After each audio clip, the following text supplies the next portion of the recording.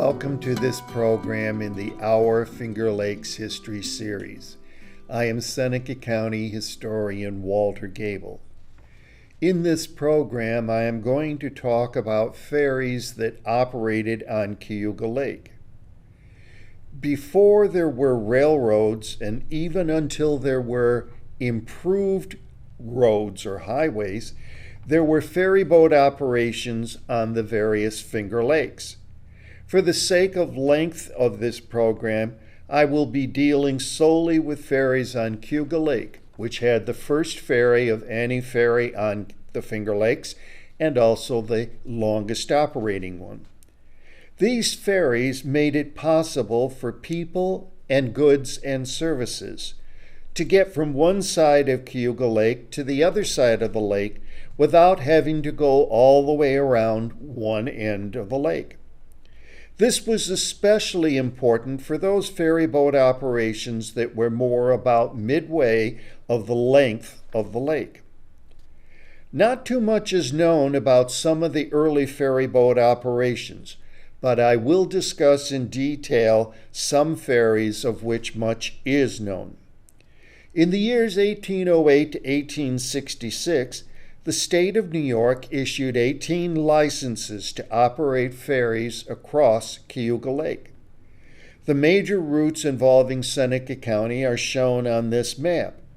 They were between East Cayuga and Bridgeport, between Union Springs and Canoga, and between Aurora and Elm Beach, and then between Northville or King Ferry and Kidders. The early ferries operated by oars and by sails. There were some instances of ferry boats being powered by horse treadmill.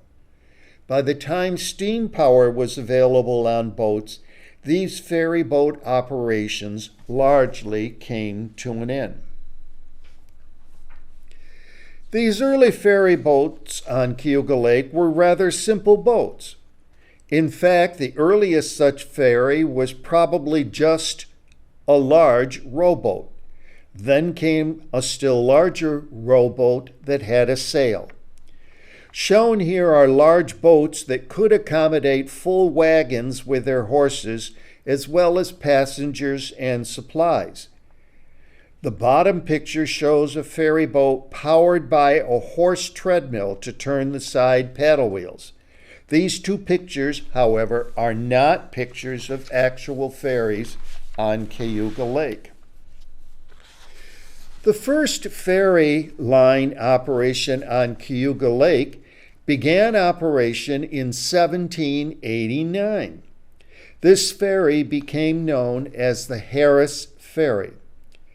John Harris had come from Harrisburg, Pennsylvania area and was familiar with ferry service since his grandfather had started a ferry service and founded what was called Harris Ferry, PA, which became Harrisburg, PA. I need to provide some background information so that you will understand why this Harris Ferry began operation in 1789. This map shows upstate New York about 1790. The New York State Legislature provided for the Genesee Road in the Road Township Act of 1789. The red line shows the route of this great Genesee Road, which was the main transportation route west from Utica. The Genesee Road was a very primitive road. In 1797, it took 3 days to make a stagecoach trip between Utica and Geneva. Until the completion of the Erie Canal in 1825, the Genesee Road was the main artery of traffic across upstate New York. In this map, you can see that there was a major problem for this Genesee Road when it came to Cayuga Lake and the Montezuma Swamp. The Genesee Road either had to cross the lake or somehow build a road through that swamp, and both options raised problems.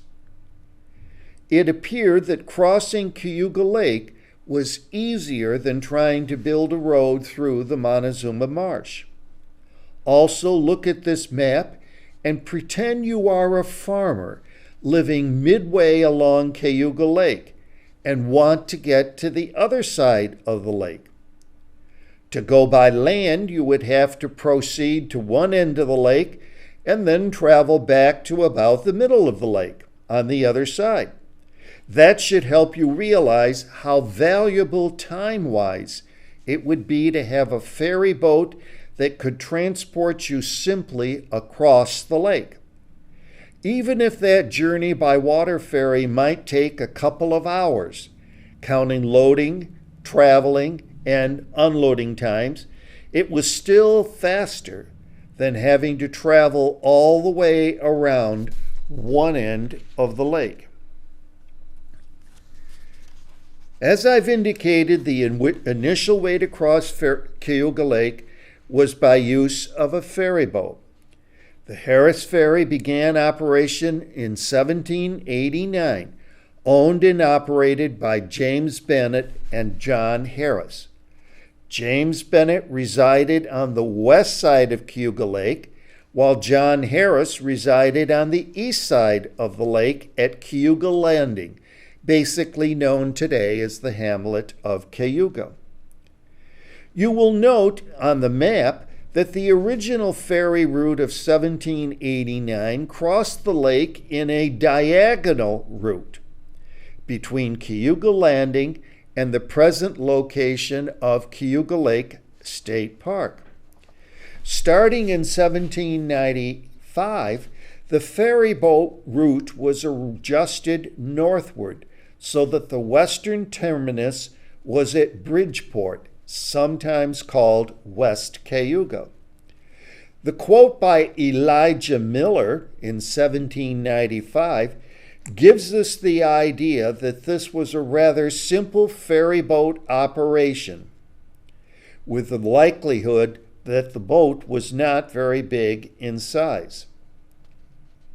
Nevertheless, the Harris Ferry did a brisk business almost immediately, prompting Harris to open a tavern in 1790 at the eastern terminus. That tavern flourished with a huge amount of people traveling on the Genesee Road. But that tavern also became an attractive place to the local Indians. One historian described this tavern's importance to the local Indians by saying, quote, "The amount of valuable furs and beaver skins that must have been traded over its bar for supplies and ammunition, trinkets, and that seductive firewater came to a tidy sum yearly. Its owner soon became a man of wealth and influence in the community," unquote. The ferry was not an ideal way to cross Cayuga Lake, given the growing volume of traffic on the Genesee Road. It took time to transport a very small amount of vehicles at a time to cross the lake one direction at a time. This might become even more clearer by my using just one statistic to illustrate the problem. Ontario County, which was the land immediately west of Seneca Lake, had a population of just over 1,000 in 1790. But 10 years later, it has grown to a population of over 15,000. That huge increase in population meant that there was so much more movement of both people and goods on the Genesee Road, with virtually all of that increased traffic having to cross at that time Cayuga Lake by ferry service. Given the problem of using only ferry service to cross Cayuga Lake when population demand was so increasing, several businessmen in Cayuga and Ontario counties and Willimus Minders in Seneca Falls decided to form a company that would build a bridge across the lake. This Cayuga Bridge Company realized that a bridge spanning Cayuga Lake would provide a much faster flow of goods and people on the Genesee Road. Their first Cayuga Long Bridge opened September 4th, 1800. This drawing of the bridge shows that it was built of wood, with support pillars basically just sitting on the bottom of the lake. The bridge was 5,412 feet long, making it the longest bridge in the Western Hemisphere at that time. Where the bridge was built, Cayuga Lake was only 6 to 10 feet deep. The bridge itself was 22 feet wide, making it possible for stagecoaches and wagons going in opposite directions to continue on their way bridge. Two ways of traffic. Use of the bridge required payment of a toll, with the toll house located at the western edge of the bridge. Here are some examples of tolls charged. $1 for a four-wheeled carriage, 75 cents for a two-wheel carriage, 25 cents for a man on a horse, 6 cents for each cow or ox. This Cayuga Long Bridge was extremely popular, but its foundation was poorly constructed. Because it basically sits, the support pillars, that is, sit on the mud bottom of the lake, this portion of the lake freezes every winter because the lake is so shallow. Ice movements destroyed the supports for this bridge by 1807. The Cayuga Lake Bridge Company realized that this ice problem existed and built another Cayuga Long Bridge to the north at what we local folk call Mudlock. This new bridge was designed to be only a temporary bridge, while a second Cayuga Bridge could be built basically where the initial Cayuga Long Bridge was. This second Cayuga Long Bridge had a better support foundation, but it also succumbed to ice damage, leading to a third Cayuga Long Bridge in 1833. Because the bridge at Mudlock necessitated travelers on the Genesee Road route to travel almost 2 miles north of the location of the original bridge on one side of the lake, then cross the bridge and travel 2 miles back to continue on the Genesee Road. Because of that problem, the Harris Ferry had much business whenever the bridges located on the original Cayuga Long Bridge site were not operating. The Harris Ferry also had much business whenever one of the Cayuga Long bridges was damaged by ice and needed reconstruction work. In 1829, the state of New York passed an act granting John Harris the authority to, quote, exercise the right of ferriage, unquote, for 5 years between the villages of East Cayuga and West Cayuga, provided the ferry was, quote, a good and sufficient ferry, ready at all reasonable times to carry and transport passengers, carriages, cattle, horses, goods, ware, and merchandise, unquote. So we know that this Harris Ferry was still important and in operation in those later years of the Cayuga Long bridges and so on. When the third Cayuga Long Bridge was abandoned in 1857, the Harris Ferry continued in operation. However, By then, much of the region's long-distance traffic was moving by rail or barge on Cayuga Lake. Now to another ferry. About midway on Cayuga Lake, there was Frisbee's Ferry, which was operated by Captain Abel Frisbee from 1796 until 1825. However, before I talk specifically about this ferry service, I want to deal with some rather intriguing things in Abel Frisbee's life before he began this ferry boat service.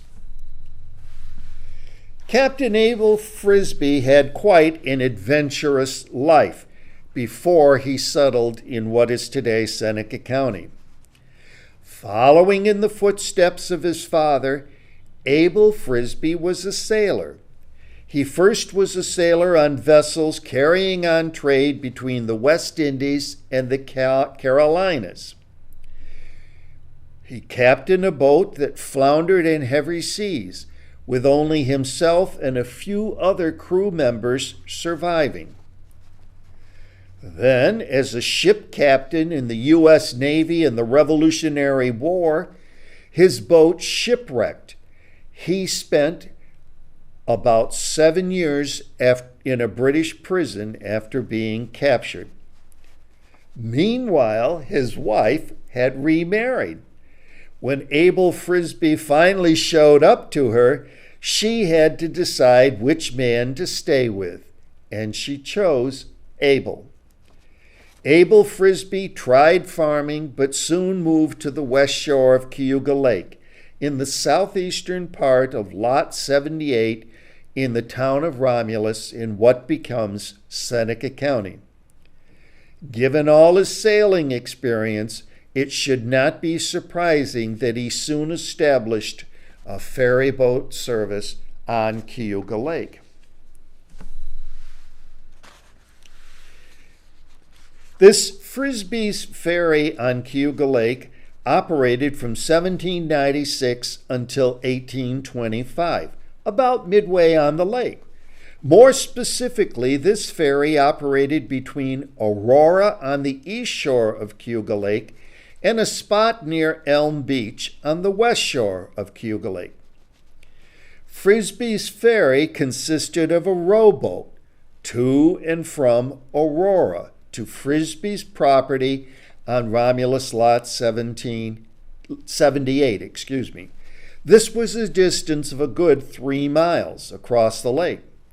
This ferry enabled the people of the vicinity of Romulus Lot 78 to obtain their mail at the post office in Aurora. Although he probably received a state license earlier than 1814, my research has shown that in May 1814 he was granted a state license to operate a ferry across Cayuga Lake from his house in Romulus to Aurora on the east shore.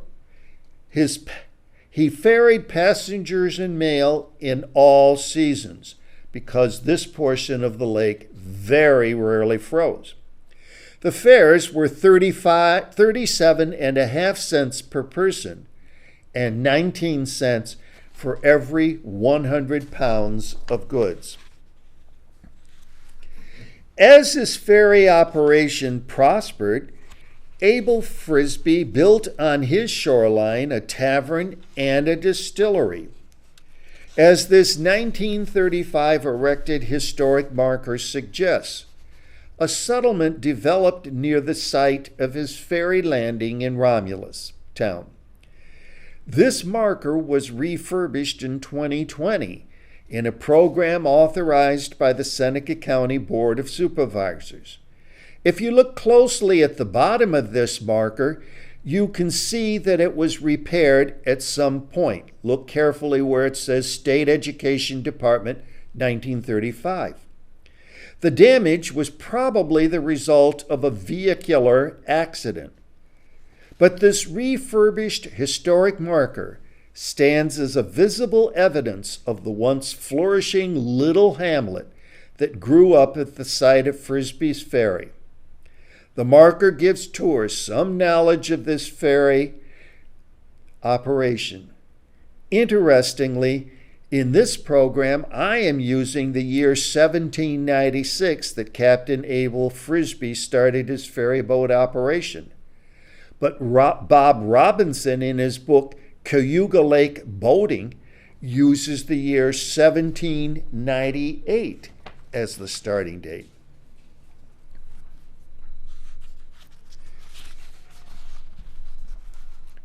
The John Harris Ferry was the first operating ferry line on Cayuga Lake, but the ferry between Kidders and Northville, present King Ferry, was the longest continuously operating ferry line on Cayuga Lake.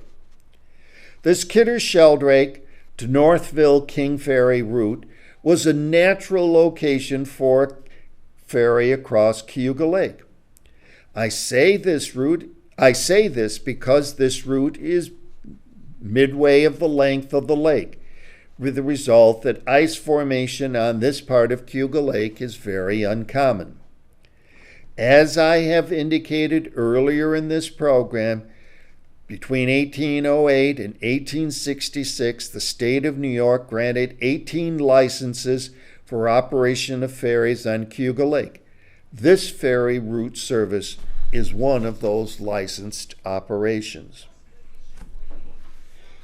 The first ferry boat operating on this route between King Ferry and Kidders-Sheldrake was a pirogue. A pirogue is a canal-like boat that is a canoe-like boat that is flat-bottomed and can be paddled with oars. Shown here are two pictures of pirogues. The top picture shows how a pirogue is flat-bottomed. The bottom picture is a model of a pirogue that Lewis and Clark used on their famous expedition to the Pacific in the early 1800s. The first ferry boat that was a pirogue on this ferry line I'm talking about was purchased by Dr. Jonas C. Baldwin of Ovid at Baileytown, present-day Willard, on Seneca Lake, and brought overland to Sheldrake Point. It was soon determined that it was impractical for regular use as a ferry boat to cross Cayuga Lake, and the craft was sold. Another reason why this particular ferry route was a good choice for a ferry service was that this route was located at the western end of the Fifth Great Western Turnpike Road. I have simplified a CT Bear map to illustrate what I want to say about this Great Western Turnpike and a ferry on Cayuga Lake. Between 1799 and 1814, the state of New York undertook the building of 5 turnpikes in the Great Western Turnpike program to link southern central New York farmlands with the Albany Market Port. The first, second, and fourth of these Great Western Turnpikes linked Albany with Homer, New York. The fifth Great Western Turnpike linked Homer with King Ferry, or Northville, as it was known at the time.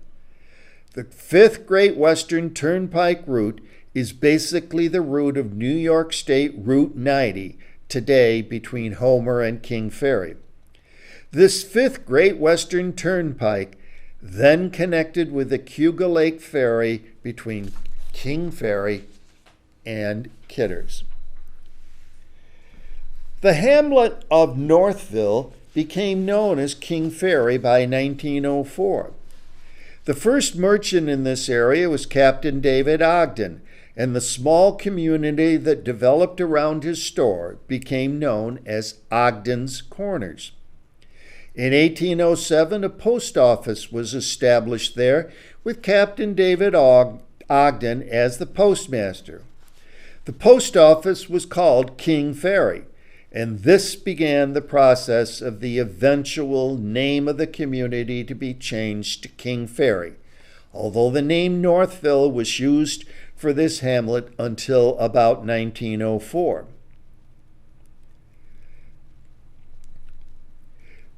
Bob Robinson, in his Cayuga Lake boating book, says the name Northville was changed to Ogden's Ferry, and in 1840 to King's Ferry, which over the decades became referred to simply as King Ferry. Perhaps this was simply to distinguish the older community of King's Ferry on the Hudson River from this King Ferry in Cayuga County. The King Ferry community is actually located about 1 mile inland, eastward from the Cayuga Lake shore. For our purposes in this program, the Captain David Ogden, along with Matthew Tillotson, were the two people in present Cayuga County who were instrumental in helping James Kidder and Amos Goodwin in securing the state license for the ferry between Kings Ferry and Kidder's. The license was granted April 15, 1825, and was the state's license number 4 for Cayuga Lake ferries.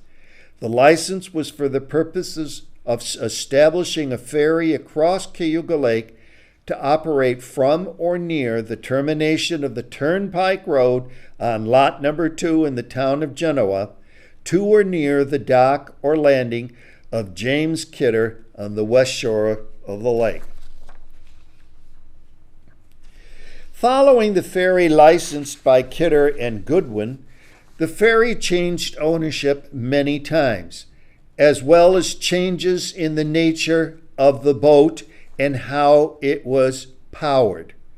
In 1844, the ferry boat named the Cayuga was a horse ferry consisting of 12 horses on a treadmill to power the boat.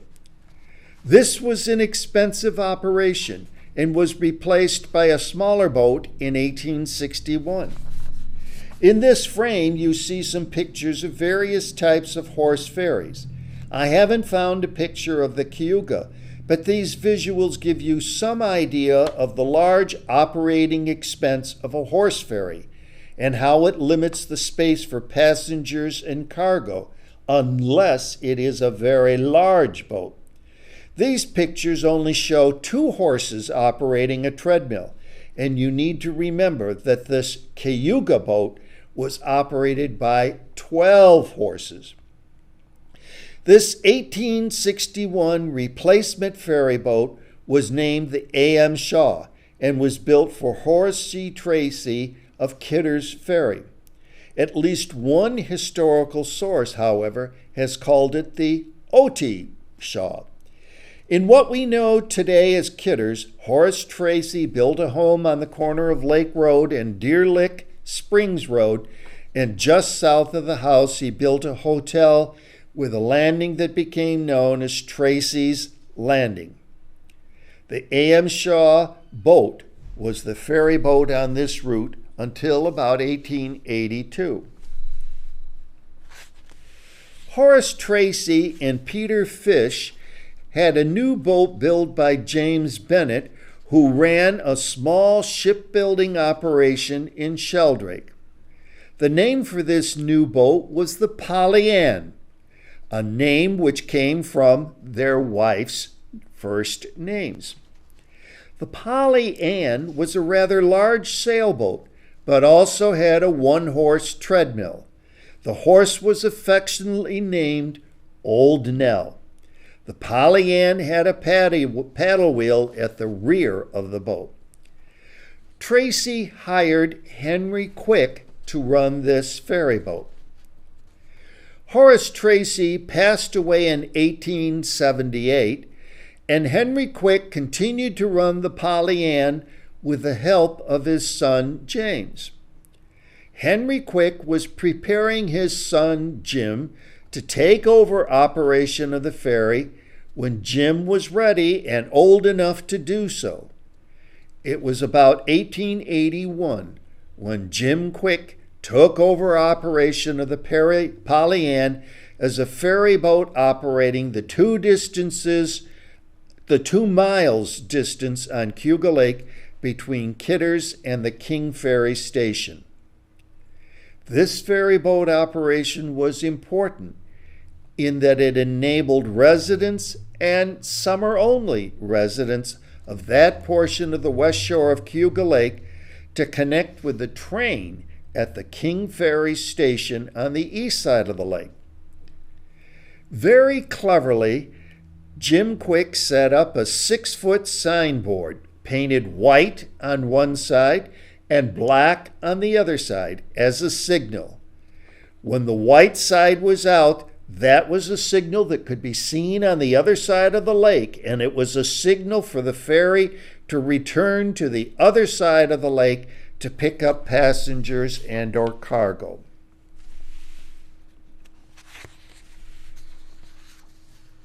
Jim Quick's ferry boat business was so good that a new ferry boat was needed. In 1884, Quick had James Bennett design and build a new boat that became known as the Busy Bee. It was a wooden boat, 66 feet in overall length, with a 17-foot beam for width, with gunwales 4 feet high. The rudder was a long, heavy paddle, detachable by hand. In the early years of its operation, a horse, the same old Nell of the Polly Ann, went along on the boat to provide an extra source of power if and when the wind failed. This horse was trained to walk the treadmill, of course. In addition, of course, there was a steam-powered engine. The Busy Bee got its name at the boat's christening, when a spectator, May D. Leverich, later Mrs. George K. Hooper of Pasadena, California, murmured in a tearful voice at the christening, Busy Bee, and that became the name of the boat. The gunwale at the stern of the boat could let down so that it rested lightly on the shore, enabling a man, animal, small wagon, or buggy easily to embark or disembark. Later in his life, Captain Quick, as he became affectionately known, said that the largest load he ever carried on his Busy Bee was for participants in a Quaker funeral that was to take place in Jacksonville. Included in that ferry group were 10 carriages, 14 horses, and 83 people, and all fit on the boat.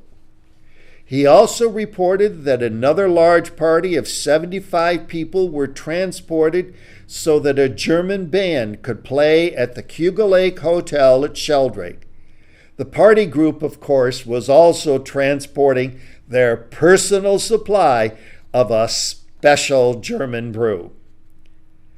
An article in the 1908 issue of the Automobile Blue Book tells about a group of Auto Club members who had started out in Owego, went to Watkins, then used the Busy Bee to cross from Kidders to King Ferry to continue their journey on to Auburn.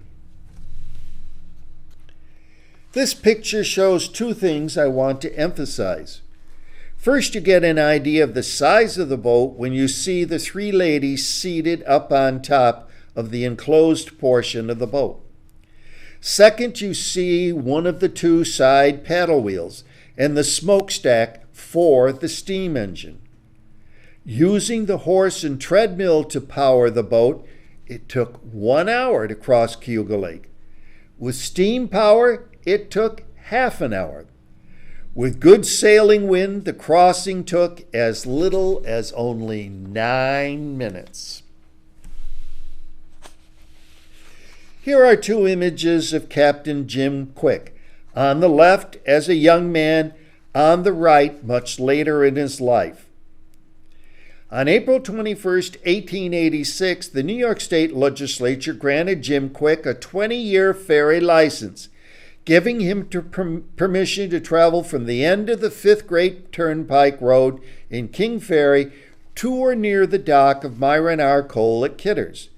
He may well have been a licensed operator prior to this 1886 license, probably taking over the ferry license granted to his father or to Horace Tracy. Jim Quick was the sole staff person on the ferry, meaning he was the captain, the skipper, the mate, and the helmsman all in one. With one hand he adjusted the sail. With the other hand he steered the boat. If he had to leave his steering post where he steered the rudder, he made use of the chains at hand to fasten the handles of the rudder to hold the rudder on a steady, straight course. By operating a ferry service from 1881 until 1913, he was the longest serving operator of a ferry boat service on Cayuga Lake. Captain Quick and George Westinghouse were especially good friends. Yes, I am talking about the famous pioneer in the electrical industry and inventor. George Westinghouse frequently visited his brother, who had a summer home at Kidders. George Westinghouse would travel in his private railroad car, probably from New York City, all the way to King Ferry, and then he would cross Cayuga Lake on the Busy Bee. Another interesting story about Captain Quick and his ferry service deals with the Huddle family. As part of their annual spring cleaning, the Huddle family would take up their hand-loom carpets and scrub them down with their homemade lye soft soap. Then they would take these rugs to Captain Quick's Busy Bee. Captain Quick would attach the rugs to the stern of his boat and drag them in the fresh, clean lake water across to King Ferry and back, giving the rugs a thorough rinsing. The fee for transport on this ferry was 25 cents per person, 75 cents for a man and his horse, and $1 for a team of horses and the wagon. As indicated earlier regarding the Polly Ann, Captain Quick continued to have the large signboard painted black on one side and white on the other side that could be used to hail passengers waiting on the other side.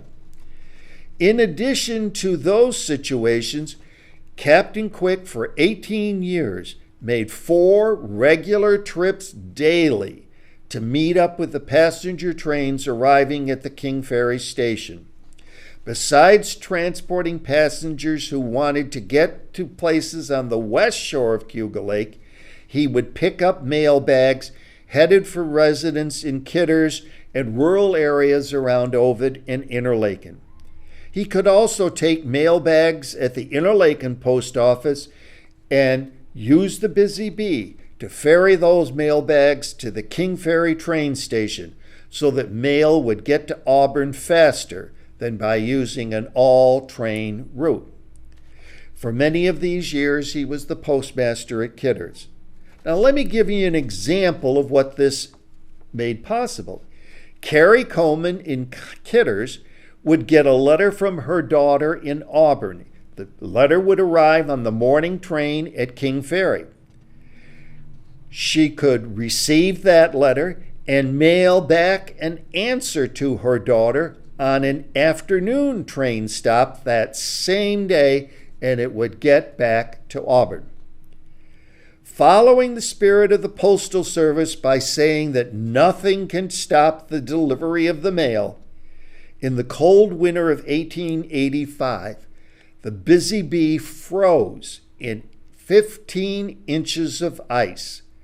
But Captain Quick rigged up an ice boat and delivered the mail, crossing the lake in his ice boat in just 3 minutes. In the summer season, he was busy making his 8 or 9 round trips a day. In addition, the Busy Bee was used in countless excursion and pleasure trips. Cornell University students and their families and friends frequently used the Busy Bee for lake excursions. An important part of his business between 1880 and 1900 or so was transporting people to spend much of their summertime, in various hotels in the Sheldrake Kidders area or at their summer residence. Captain Quick made over 40,000 trips across Cayuga Lake in his years of operating the ferry service. In this picture, you see something like the old saying that all good things must come to an end. This was the case for the Busy Bee. The increasing prevalence of automobiles and better roads brought an end to Captain Quick's increasingly obsolete ferry boat service. Adding to that fact was that the aging Busy Bee was in need of frequent, costly repairs. Captain Quick cut back on lake crossings so that he was only doing it May to November. In the fall of 1911, the Busy Bee needed major motor repairs, so Captain Quick beached the boat on the shore near its Kidder landing site, as shown here. In June of 1913, as shown also in this picture, a dredge machine salvaged the mast and other parts of the boat, including the boat's machinery. The remains of the wooden boat were left largely along the shore to rot. The rotting of the remains of the wooden boat continued for several years. Gone was the operation of the last remains of the boat, the Busy Bee, which Captain Quick used for most of his years of ferry service between Kidders and King Ferry, the longest continuously operating ferry service on Cayuga Lake. However, Captain Quick bought the steamer called the Senator Stewart and used that steamer to make excursion trips as well as trips to Ithaca and back for people in the Kidders area who needed supplies. But in 1914, he ended his use of the Senator Stewart, and his ferry service came to an end. He died 32 years later and is buried in the Lakeview Cemetery in Interlaken, a fitting site as the cemetery has a view of beloved Cayuga Lake, which he crossed over 40,000 times. Now, there were two other ferry boat routes on Cayuga Lake, but I have found very limited information on them so far in my research. As shown in this map of all of Cayuga Lake, you will note that one of these ferry routes was between Springport, present Union Springs, and Canoga. Richard Palmer, in his lengthy article Steamboating on Cayuga Lake, wrote that this ferry actually operated between East Ferrick and Springport. This is more logical in that East Ferrick had a nice pier right on the water, which is not true of present-day Canoga. The ferries on these routes had boats that were sloop-rigged and needed sails when there were sufficient wind to propel them. They were, however, equipped with an auxiliary paddle wheels operated by horsepower transmitted by means of a treadmill. D. Birdsley at one point owned and operated the ferry boat which plied between Union Springs and the west side of Cayuga Lake. This machinery on this boat was afterwards put into the boat named Eno, which was launched in 1866. Now, if you look at the bottom of that map, there is the ferry route nearest to Ithaca. It ran between Frog Point or Frontenac and Lansing Station. I speculate that this ferry operated only briefly before about 1840. I say this because the route was so near to Ithaca that it was probably simply more convenient to simply go around the lake via Ithaca to get to the other side. So, for many years, the various ferry boat services were an important transportation for people living along Cayuga Lake or wanting to get across Cayuga Lake to travel further west. There were similar ferry boat operations on Seneca Lake and even on the other Finger Lakes. These ferry boat operations are another part of our Finger Lakes history.